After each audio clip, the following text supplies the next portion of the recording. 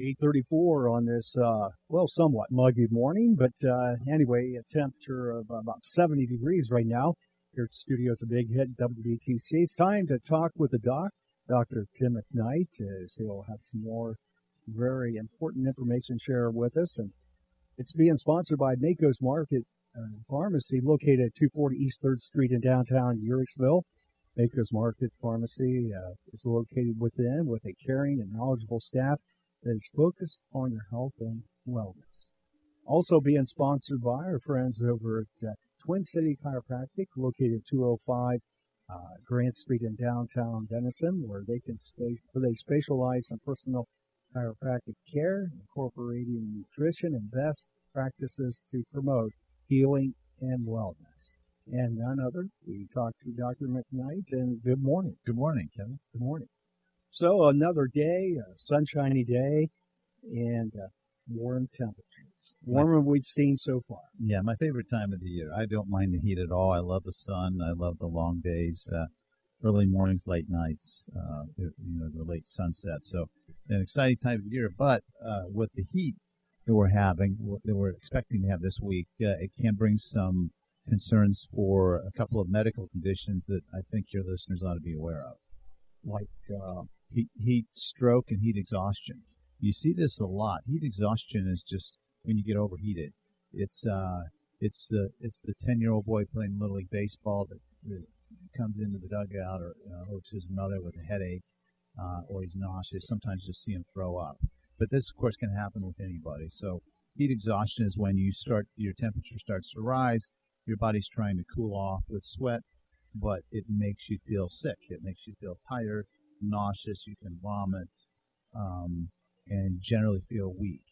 And that happens pretty quick, especially with the young children and with the elderly. Mm-hmm. And so that's treated basically with lots of hydration, lots of fluid, and trying to stay in the shade, keep yourself cool, get a breeze on you.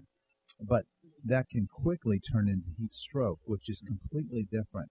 Heat stroke is when you lose your ability to cool off. So you stop sweating, and that heat stays inside, and then your core temperature rises to maybe 104, 105, 106 degrees. And that becomes a medical emergency. It's very dangerous. That can cause collapse, circulatory collapse, kidney failure, and again, that's something that you move on quickly. And what's interesting with that, in addition to just the inability to sweat and you see that body temperature raise, is a change in your mental status. There's acute delirium, there's confusion, and again, if that's not handled quickly, a person can die. And I've seen that. I saw that happen in scout camp several years ago with a 13-year-old boy who quickly changed from heat exhaustion to heat stroke, and we had to get him right to the hospital. All right, and that's not a real pleasant sight, I'm sure, but it's etched in your memories, and it's something to share. That it doesn't matter age, all right. One thing you can do if you think somebody's going that way, if you're trying to get medical help or get them to the hospital, what you can do when they start to lose the ability to sweat and they get really hot and their skin turns red is just pack them with ice, a bag of ice on those areas that can cool the body down, which would be the groin, the armpits, the neck, maybe the forehead. Those areas, the armpits and the groin, are where some of the big arteries that go to the extremities are very superficial, and if you can get that coolness, the ice on those arteries, you can cool the body down a little bit more effectively. But first you want to get them out of the direct sunlight into the shade, get a cool breeze on them, but really packing them with ice is the best thing. You probably are not going to get them to drink much because they're going to be so confused. Right. That would be a struggle, but it's very, very serious and can be dangerous. And this time of the year in the emergency room, we see a lot of that. People working outside in the yard, and they want to get something done, and they're out there for hours. They're not used to it. They're not hydrating, and they get sick. They start throwing up, and they feel awful, and they'll come to the hospital. We'll give them a couple bags of IV fluids, and they cool down, and they feel better. But heat stroke is the dangerous one. I've heard you talk about this in the past tense here on your program, and one of the things that stood out is very important is diet, but also with what you drink. Right. I mean, like, I love my coffee. I'll admit it, and that's not really the thing to be drinking. Well, yeah, I mean, anything with caffeine in it caffeine acts as a diuretic, and you don't really want a diuretic this time of the year because diuretic means you're going to get rid of fluid, and you don't want to be getting rid of fluid. You want to be able to retain fluid. You want to stay well hydrated. The question is, how much should you hydrate? Well, there's a simple rule of thumb is a half an ounce per pound body weight. So if you're 200 pounds, it's 100 ounces a day. That's the baseline. But if you're outside and you're you're in direct sunlight and you're sweating, you're losing a lot of that quickly. You need to stay hydrated. And when you're in a situation like that where you're sweating and you say you're drinking your recommended water intake, if you go to the bathroom and your urine is yellow, unless you're taking B vitamins, and your urine should be clear. Sure. And so you want to drink enough water that your urine is clear. And water, of course, is the best. Right. I think ice water is probably ideal.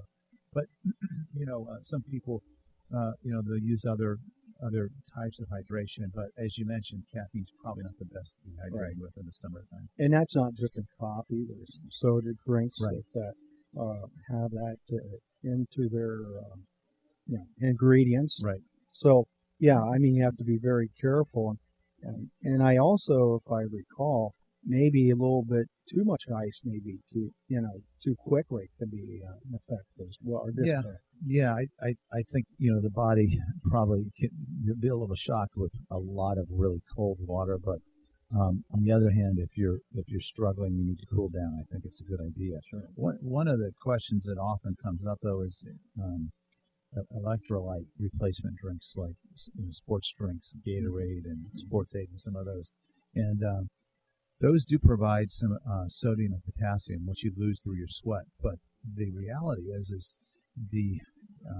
if you drink a lot of these sports drinks, you're not getting the sodium and potassium that you're losing. So it can actually cause a relative loss of more electrolytes, and people think that's what they should hydrate with. It's not necessarily true. Water is probably the best thing. Sure. But do you think it's because of habitat we like? Water's bland. Sure. Yeah. And sports drink is Right. nice and tasty. Right. Yeah.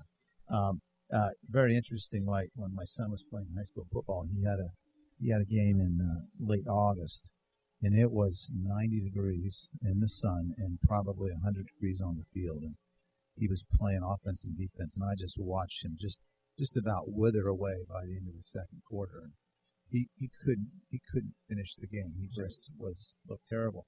We brought him to the hospital. He was close to heat stroke. He had heat exhaustion, but his sodium and potassium levels were both low. So one of the recommended replacements for sodium and potassium, believe it or not, is pickle juice. It sounds delicious. Yeah, exactly. But I think probably in most sidelines you're going to see those energy drinks.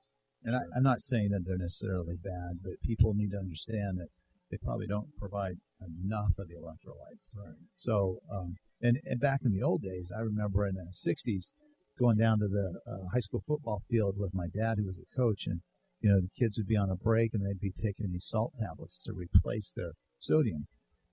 Probably not a bad idea, but you've got to hydrate an awful lot if you're going to be taking salt tablets. So, they're not used anymore. They're not. I didn't know they were. Yeah. Or not. Yeah. I mean, first thing I think, that jug of water is going to be my friend. Absolutely. Take salt. Yeah. And what's interesting is your kidneys are really good at helping you maintain your sodium potassium balance. If you're starting to sweat a lot of sodium out, salt out, the kidneys will help you to retain what you have, so you don't lose it too quickly. So we're kind of built to be able to handle this to a certain degree, but sometimes we get past that point of no return and we need help. Absolutely, a lot of help, but you hate to put yourself in that kind of position to begin with. So with this conversation we're having here with Talk with the Doc this morning is about heat, which is in the forecast. A great time and great timing on a conversation such as that. But very easily you can overextend yourself and sometimes not even recognize it. Right. Yeah. Again, a lot of us, we just get determined to finish the job and, just another half hour, I'll be done. But pay attention to headaches, to nausea, to fatigue. Those are signs that you're, and excessive sweating, those are signs that you're developing heat exhaustion. Right. So get in the shade, wear cool clothing. maybe spray yourself with some water, anything to help cool your body off. But don't forget to hydrate. Drink plenty of water. And some of that, what you just described, can be like preventative maintenance of doing it before you even hit that yard or wherever you're working. Right. Yeah. This time of the year, if you're going to be outside, take a couple extra glasses of water. Just drink an extra glass or two before you go out. Sure. Start with being on the positive side, not behind in your hydration status. And how much with just the heat alone can be bad enough, especially out in the middle of the sun on upper 80s, 90 degrees. Where's the humidity coming into this equation? Yeah, that's a great question because out west, where it's really dry, you are able to evaporate that sweat, and that's the cooling mechanism. So there's probably less heat exhaustion in the dry humidities. But here in Ohio, where it's very humid, it makes it much harder to cool off. So we really have to think about spraying something on or washing with water or doing something to cool that skin off because in high humidity, the cooling mechanism doesn't work as well. See, Doctor, I raised on a farm, used to be in the hayfield on a day like that, and I felt when I got older, hey, I'm tempered for this. Yeah. I'm going forward with my lawnmower. But age will start working on me as well. Yeah, and the older you are, or the young children, that's the most vulnerable group, and right. It's just absolutely critical that you stay hydrated.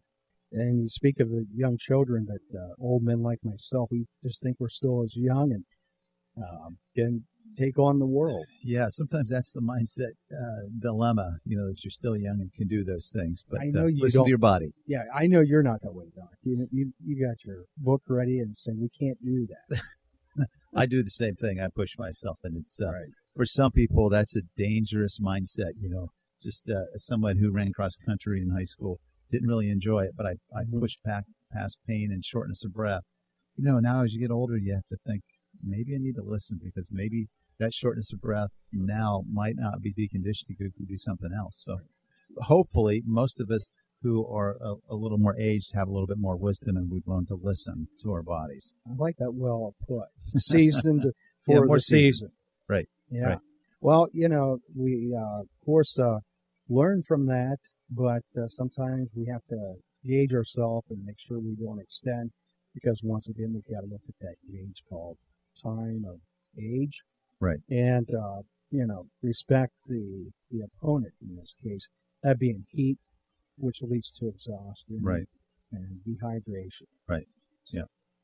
Well, Doc, we once again a great topic for a great time coming up here with warm temperatures, and folks say they wanted this. They're going to get their present starting today. It's been with us somewhat, but it's going to increase.